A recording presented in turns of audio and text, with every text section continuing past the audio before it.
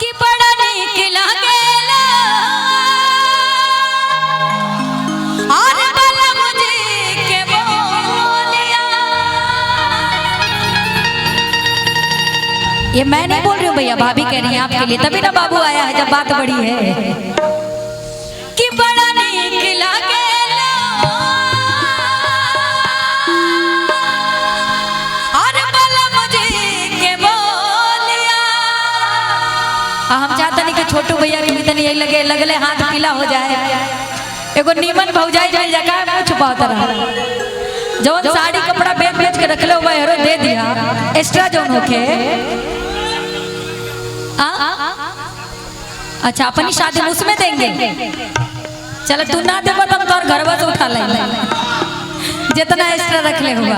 एगो छोटू भैया खातिर मिताली हो जा हमने के बोले ले बानी जा कि बड़ा नीक लागेला बला मुझे के बोलिया। आज जब सलिया आइल बड़े अपन घरे डलिया। लेकिन मनीष भैया मनीष शंकर भैया आपके लिए भाभी की तरफ से कि कितना प्यारा है ये चेहरा जिस पे हम मरते हैं। ये न जाने के इसे कितना प्यार करते हैं। और आप दोनों एक दूसरे के लिए क्या वादा करेंगे कि दर्दों का मिलके सहेंगे। ये वादा कर ले हम न बिछड़े कभी, इरादा कर ले। मुकेश भैया रितेश भैया हम बिछड़ जाने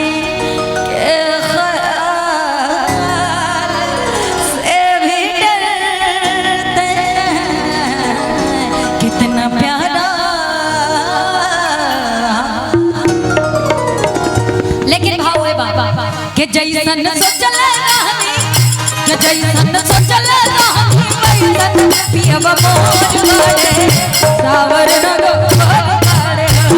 जैसन सोचल रहनी वैसन पियब मोर बाड़े सावर रंगो बाड़े। हो थोड़े झनहर पातर थोड़े झनहर पातर मोट थोड़ थोड़ बाड़े सावर रंगो बाड़े।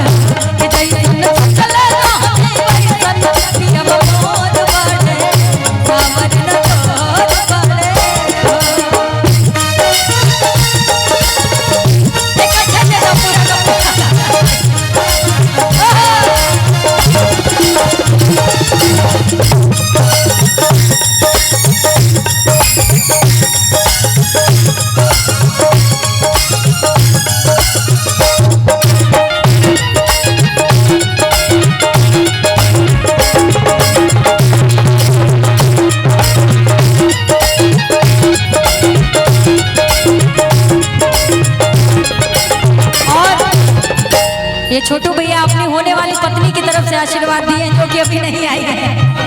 501 रुपए का आशीर्वाद और मनीष जी की तरफ से भी हजारों हजारों का आशीर्वाद है। लेकिन भैया इकट्ठे दे देता तो हमारा का बड़ी खुशी मिलता।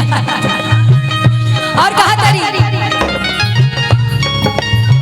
बड़ा नीक लागेला बला मुझे के बोलिया। जो सलिया आइल बड़े अपन घरे डलिया।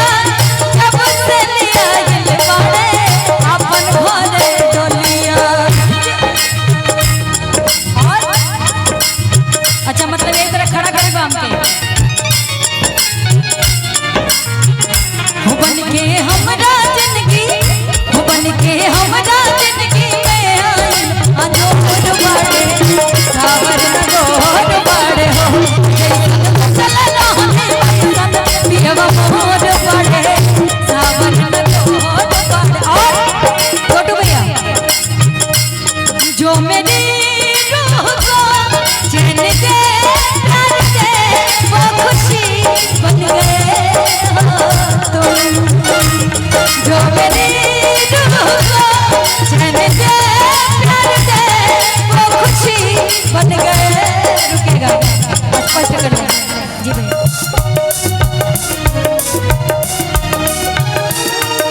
जिस्म से जान तक पास आते गए, निगाहों से दिल में समाते गए। जिस्म से जान तक पास आते गए, निगाहों से दिल में समाते गए।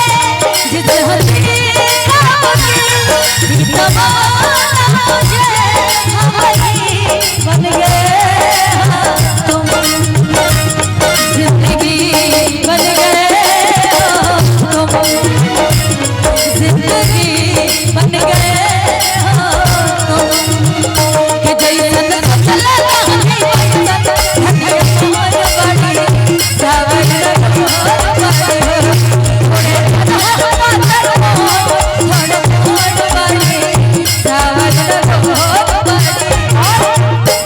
लेकिन कहा तारी दिलवा के हाल हमसे कहलो न जाला, धरल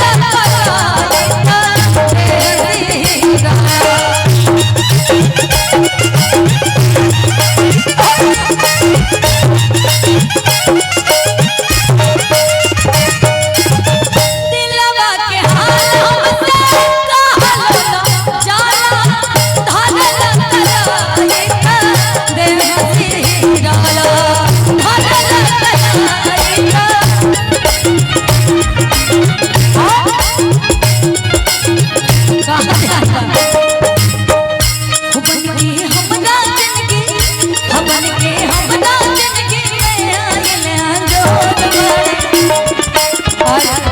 इधर हमारी सिस्टर लोग बैठे हैं। ये फीलिंग तब आएगी जब शादी हो जाएगी, है ना। लेकिन आप लोगों के लिए पता है क्या, हमारे